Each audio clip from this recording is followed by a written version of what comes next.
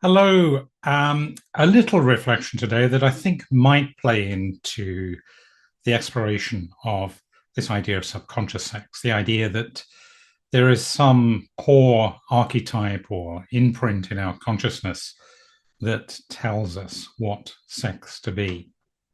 Many other videos on that and a playlist as well, in which have been exploring that topic. It's certainly something that I have a curiosity about.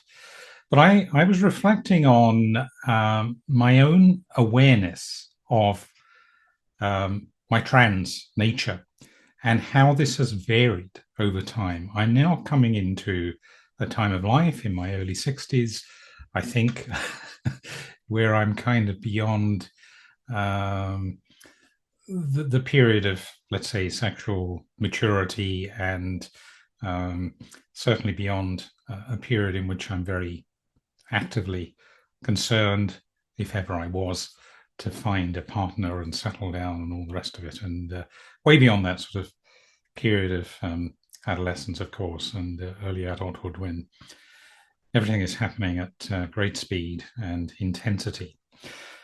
My first awareness, my first reflection was that I think I became aware of a desire to inhabit, to embody a female body long before puberty. My early memory is not brilliant, but certainly in my first years of primary school, which was around about the age of 5 or 6, I was jealous really of the girls I saw on the climbing frames with their long hair, their agility, it seemed, their physical agility, and their long legs and so on. I wasn't particularly worried at that time around clothes and associations that might be made with being female. Girls' play, for example, is something that never interested me. Now, in saying this, I recognize I'm offering just my view, my experience, which may not, and indeed probably isn't, the same as many other folk who are under this trans umbrella. But perhaps there might be something in this reflection that does provide food for thought for your own reflections if you do fall under that umbrella, or indeed if you don't and you're curious about this, to sort of bring home the complexity and the variety of experience. It was the case when I came into adolescence, and this is really, I think, what I've become aware of, that I did suddenly become very alert and aware of sexual expression, how I wanted to present. So at that time, things like hair, makeup, fashion, etc., as they would for a teenage girl and young woman, certainly had an interest and attraction for me. And when I dressed and took on that association, it felt very comforting, if taboo as well, as though I was breaking a taboo. And there's something really quite exciting and adventurous about that.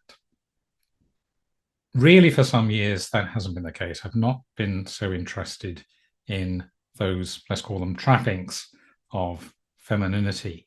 It's very much been about allowing the feeling within, the person within, to emerge. And dress and appearance and expression are a means to an end to achieve that. So when I feel that I have, as it were, come into the body of Anya and I'm expressing her, allowing her to be seen publicly, it's very much more about this inner feeling, this core feeling that's coming out.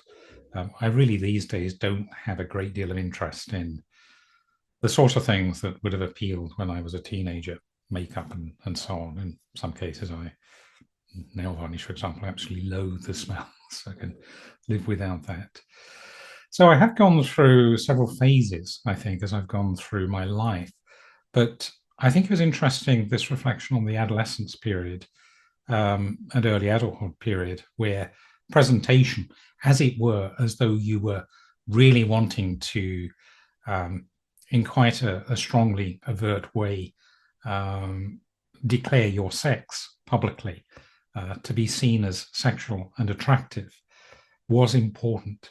So I do think potentially this plays in with the subconscious sex idea, that if I was going through a stage in my life where that particular, let's call it archetype or subconscious imprint, was going to play an important role, that would have been the time. A little rambling as usual, as I say, is not something that is going to resonate with everybody, and probably shouldn't. But I find this quite interesting in my own exploration on this question of what goes on with the subconscious and whether there really is something there. It's a part of the jigsaw that, at least for me, in my own experience, explains why Anya has to have expression.